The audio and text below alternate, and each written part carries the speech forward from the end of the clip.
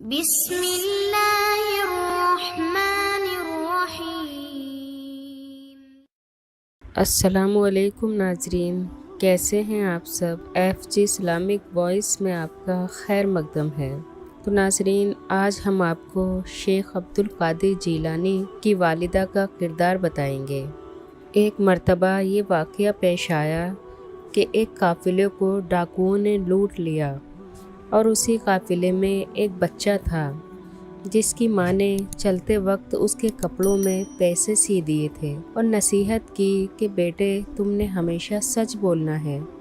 جب راستے میں ڈاکوؤں نے قافلے کو لوٹا تو ایک ڈاکو نے اس بچے سے پوچھا کہ کیا تمہارے پاس پیسے ہیں؟ بچے نے صاف بتا دیا کہ ہاں میرے پاس پیسے ہیں۔ ڈاکو اس بچے کو اپنے سردار کے پاس لے گیا۔ سردار یہ سب سن کر بڑا حیران ہوا کہ بچے کو نہ تو اپنی جان کا خوف ہے اور نہ ہی مال کے ضائع ہونے کا ڈر ہے۔ سردار نے پوچھا کہ بچے تو نے سچ سچ کیوں بتا دیا؟ لوگ تو ایسے موقع پر اپنے مال کو چھپاتے ہیں۔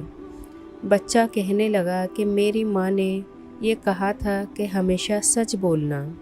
اس بچے کی یہ بات سن کر ڈاکوؤں کے سردار پر اتنا اثر ہوا کہ اس نے سوچا کہ یہ چھوٹا سا بچہ اپنی ماں کی بات کا اتنا لحاظ رکھتا ہے۔ ہم نے بھی تو کلمہ پڑھا ہوا ہے مگر ہم تو اللہ تعالیٰ کے دین کا لحاظ نہیں رکھتے۔ چنانچہ وہ سب ڈاکو توبہ و تائب ہو کر نیکوکار بن گئے۔ یہ بچہ بڑا ہو کر اپنے وقت کا ایک بڑا ولی بنا جن کو شیخ عبدالقادر جیلانی کہتے ہیں۔ اور شیخ عبدالقادر جیلانی کی والدہ کی شادی کا واقعہ بھی بہت ایمان افروز ہے۔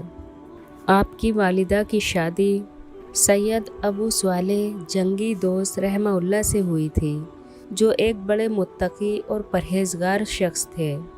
ایک مرتبہ دریا کے کنارے عبادت کر رہے تھے۔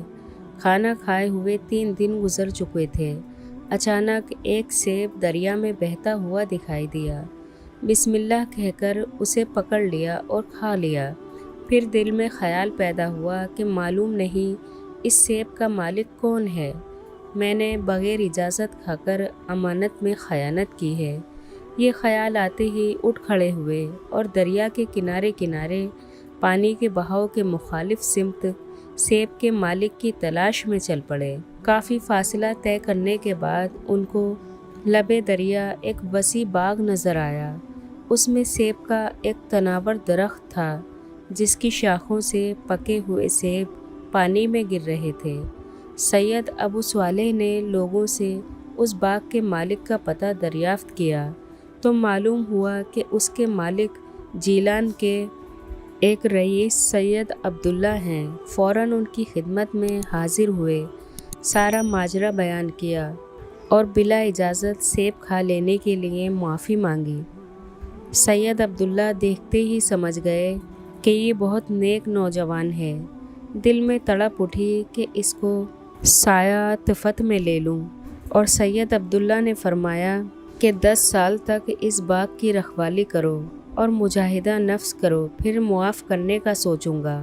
سید ابو صالح نے شرط منظور کر لی اور 10 سال تک باغ کی رکھوالی کرتے رہے۔ ساتھ ہی سید عبداللہ کی ہدایات کے مطابق مدارج سلوک بھی طے کرتے رہے۔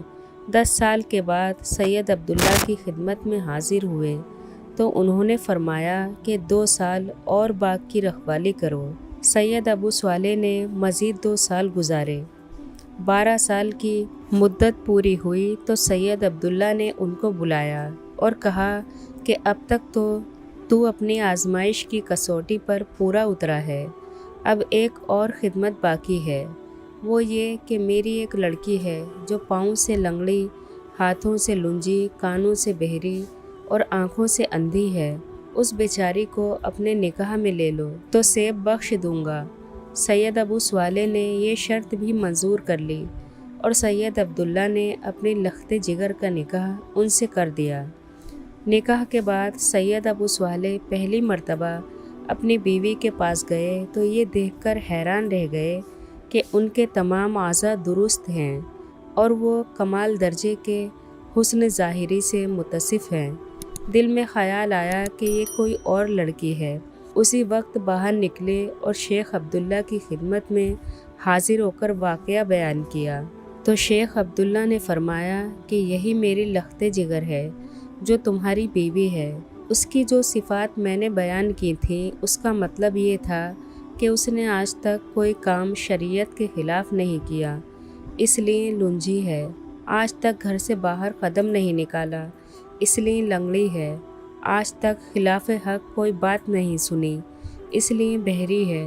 آج تک نہ محرم پر نظر نہیں ڈالی، اس لیے اندھی ہے۔